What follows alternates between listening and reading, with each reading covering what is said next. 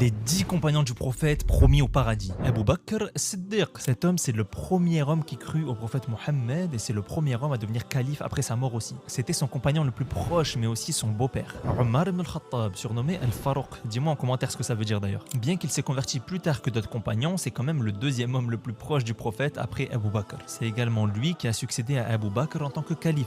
Uthman ibn Affan, surnommé Dhul Nurayn, tout simplement parce qu'il a épousé 2 des filles du prophète. Il faisait également partie du cercle rapproché du prophète. Il succéda à Omar en tant que 3e calife. Et c'est lui qui a établi l'ordre des sourates du Coran que tu lis encore aujourd'hui. Ali ibn Abi Talib, cousin du prophète. Ce qui est incroyable avec Ali, c'est qu'il a été élevé par le prophète lui-même. En effet, il était encore enfant lorsque la révélation a eu lieu et c'est même lui qui est devenu le premier enfant à devenir musulman. Il épousera plus tard une des filles du prophète et deviendra le 4e calife. Abu Ubaïdah ibn al-Jarrah, l'un de ceux que Abu Bakr proposa au titre de calife. Il était surnommé le digne de confiance de cette communauté par le prophète lui-même. C'était l'homme qui avait le plus beau des sourires, je vous laisse me dire pourquoi en commentaire aussi, et c'était également un très grand général de guerre. Talha ibn Ubaydullah, celui qui a défendu le prophète comme un lion le jour de la bataille d'Uhud. Le prophète a dit de lui qu'il serait son voisin au paradis. Az-Zubayr ibn al-Awwam, qui était le cousin du prophète. Surnommé Abu Abdullah, le prophète a dit également de lui qu'il serait son voisin au paradis. Abdurrahman ibn Auf, c'était un très grand commerçant et c'était d'ailleurs un des seuls hommes derrière lequel le prophète pria. Il refusa le titre de calife et était doté d'une générosité immense. Il est l'exemple parfait de l'homme reconnaissant et fortuné. Sa'ad ibn Abi Waqqas, c'était l'archer le plus précis qui a combattu aux côtés du prophète. C'est lui qui était à l'origine de la conquête de l'Irak et c'est lui qui deviendra le gouverneur de Koufa. Enfin, Sa'id ibn Zayd.